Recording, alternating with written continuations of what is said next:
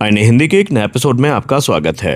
क्या भारत का सबसे महत्वाकांक्षी फिफ्थ जनरेशन स्टेल्थ फाइटर एमका भविष्य में 2 सीटों वाले वर्जन में दिखाई पड़ेगा? क्या भारतीय वायुसेना भी रूस के SU-57 फैलन और अमेरिका के F-15EX की तरह एक ऐसा फाइटर जेट चाहती है जिसमें एक पायलट विमान उड़ाए और दूसरा अधिकारी कई ड्रोन, इलेक्ट्रॉनिक वॉरफेयर या पूरे मिशन को नियंत्रित करे?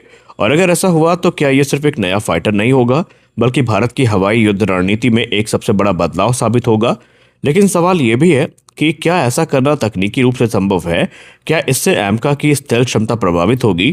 और क्या भारत को अभी इसकी ज़रूरत है?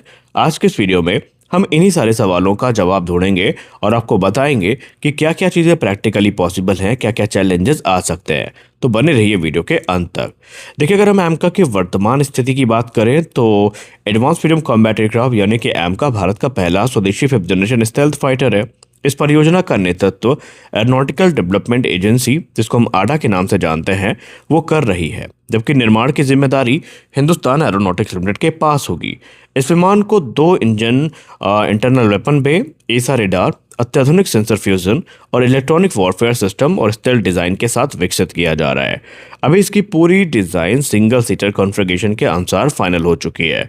फिलहाल भारत सरकार या भारतीय वायुसेना की तरफ से किसी 2 सीटर वेरिएंट पर आधिकारिक मांग नहीं की गई है। यानी वर्तमान में पूरा ध्यान पहले एमका को सफलतापूर्वक उड़ाने और भारतीय वायुसेना में शामिल कराने का है। फिर यहाँ पर आखिरकार जब ऐसा कुछ नहीं है तो 2 सीटर वेरिएंट पर इतनी चर्चा हो क्यों रही है? और अब सवाल आता है कि जब इसकी ज़रूरत नहीं है तो चर्चा क्यों? देखिए, इसका सबसे बड़ा कारण है मैन अनमैन टीमिंग यानी ममटी। भविष्य के युद्ध केवल फाइटर जेट बनाम फाइटर जेट नहीं होंगे।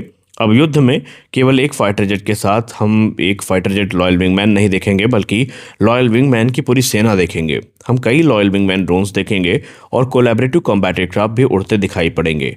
ये ड्रोन दुश्मन के रडार को जाम करेंगे, निगरानी करेंगे, मिसाइलें दागेंगे और दुश्मन के एयर डिफेंस पर जो हमला है करने की कैपेबिलिटी भी इनके पास होगी और ज़रूरत पड़ने पर खुद को ये डिस्ट्रॉय भी कर सकते हैं। यानी ये सुसाइड ड्रोन्स भी होने वाले हैं।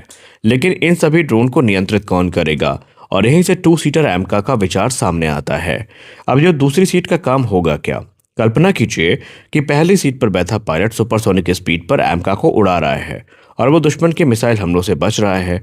वो रेडार देख रहा है और हवाई युद्ध लड़ रहा है, हथियार भी चला रहा है और उसी समय उसे अपने साथ उड़ रहे 5 से 6 जो ड्रोन हैं उनको भी नियंत्रित करना पड़े। निसंदेह ये काम बहुत ही कॉम्प्लेक्स, बहुत ही जटिल और बहुत ही कठिन है। और इसीलिए दूसरी सीट पर बैठा जो वेपन सिस्टम ऑफिसर है, जिसको हम वीसो भी कहते हैं, ये जो मिशन कमांडर होगा, ये पूरे मिशन का संचालन कर सकता है और इसकी जिम्मेदारी होगी कि ये जो लॉयल विंगमैन ड्रोन्स हैं उनको नियंत्रित करे, किसी ड्रोन को कौन सा लक्ष्य देना है वो निर्धारित करे, इलेक्ट्रॉनिक वॉरफेयर मिशन संभालना, रियल टाइम में मिशन को बदलना और पूरा एयर ऑपरेशन का समन्वय करना, ये उसकी जिम्मेदारी होगी। इससे पायलट केवल विमान उड़ाने और युद्ध लड़ने पर ध्यान देगा और उसका काम भी कई गुना ज़्यादा आसान हो जाएगा। और यहीं से शुरुआत होती है एमका के ट्विन सीट वाले विमान के परिकल्पना की। अब भविष्य में क्या ये एक फ्लाइंग कमांड सेंटर बन सकता है एमका? देखिए, अगर ट्विन सीट कॉन्फ़िगरेशन आता है और अगर ऐसा होता है तो एमका सिर्फ एक फाइटर जेट नहीं रहेगा, यह हवा में उड़ता हुआ एक कमांड सेंटर बन जाएगा जो सैकड़ों किलोमीटर दूर उड़ रहे कई विमानों को निर्देश देगा। और भविष्य की जो हवाई लड़ाई का यह जो नया मॉडल है वो माना जा रहा है। अब दुनिया में इस समय बहुत कुछ हो रहा है। भारत अकेला ऐसा देश सोच नहीं है जो इस बारे में सोच रहा है। रूस पहले ही SU-57 के ट्विन सीट वेरिएंट को उड़ा चुका है, उसकी संभावना पर काम कर रहा है और इसका उद्देश्य भी मैन अनमैन टीमिंग मिशनों को बेहतर बनाना है। दूसरी तरफ अमेरिका अपने कोलैबोरेटिव कॉम्बैट एयरक्राफ्ट प्रोग्राम पर तेजी से काम कर रहा है। हालांकि अमेरिका का F-35 अभी सिंगल सीटर है, लेकिन AI और ड्रोन कंट्रोल सिस्टम लगातार विकसित किए जा रहे हैं। यानी दुनिया की बड़ी वायुसेनाएं भविष्य के युद्ध को ड्रोन आधारित बना रही हैं और उसी के अनुरूप काम कर रही हैं। और एक्सपर्ट्स मानते हैं कि भारत को इसी के अकॉर्डिंग काम करना पड़ेगा। अब ट्विन सीटर जो एमका है, इसके कुछ अतिरिक्त फ़ायदे भी हैं। ये सिर्फ ड्रोन को कंट्रोल नहीं करेगा, इसके और भी फ़ायदे हैं। पहला तो ये है कि भारतीय वायुसेना के जो नए पायलट हैं उनके लिए ये एक शानदार ट्रेनर बन सकता है। अभी जो हमारी समस्या है ट्रेनिंग को लेकर के, उसका त्वरित निवारण इस विमान के माध्यम से पॉसिबल है। हम अगर इस विमान को विकसित कर लेते हैं तो भविष्य में कॉम्बैट के साथ साथ जो हमारी ट्रेनिंग रिक्वायरमेंट है वो भी ये विमान काफ़ी आसानी से पूरी कर सकता है। इसके अलावा आज सुखोई 30 MKI और राफेल जैसे विमान के जो ट्रेनर वेरिएंट होते हैं उसको देखकर एक्सपर्ट कहते हैं कि एमका के लिए भी लिमिटेड नंबर्स में ही सही पर जो ट्रेनर वेरिएंट है हमें बनाने चाहिए। दूसरा ये है कि नई तकनीक और जो हथियारों का परीक्षण है वो एमका से करना काफ़ी आसान हो जाएगा।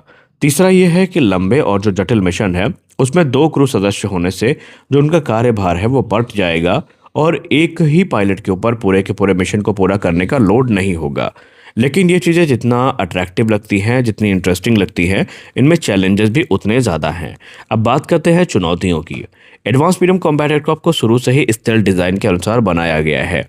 अगर इसमें दूसरी सीट जोड़नी है तो पूरा एयरफ्रेम बदलना पड़ेगा, लंबा कैनोपी बनाना पड़ेगा, फ्यूजलाज में बदलाव करना पड़ेगा, इंजन की व्यवस्था बदलनी होगी, संरचना मजबूत करनी होगी और संभव है कि इंटरनल वेपन बे में भी बदलाव करना पड़े। इन सभी परिवर्तनों से स्टेल्थ डिज़ाइन प्रभावित हो सकती है, रेडार क्रॉस सेक्शन बढ़ सकता है, वजन बढ़ सकता है और विमान की जो उड़ान विशेषताएं हैं उनमें भी बदलाव देखने को मिल सकता है। इसके अलावा लागत और समय भी एक बहुत बड़ी चुनौती है। भारत पहले ही एमका पर भारी निवेश कर रहा है, इंजन विकसित हो रहा है, एसा रडार विकसित हो रहे हैं, इलेक्ट्रॉनिक वॉरफेयर सिस्टम भी विकसित हो रहे हैं, स्टेल्थ मैन्युफैक्चरिंग टेक्नोलॉजी विकसित की जा रही है और अगर इसी समय नया ट्विन सीटर वेरिएंट का काम शुरू किया जाता है तो उसे अलग से डिज़ाइन, अलग से परीक्षण और अलग से प्रमाणन की ज़रूरत होगी और उससे पूरा एमका कार्यक्रम कई वर्षों तक पीछे जा सकता है। तो क्या एआई दूसरी सीट की ज़रूरत को ख़त्म कर सकता है?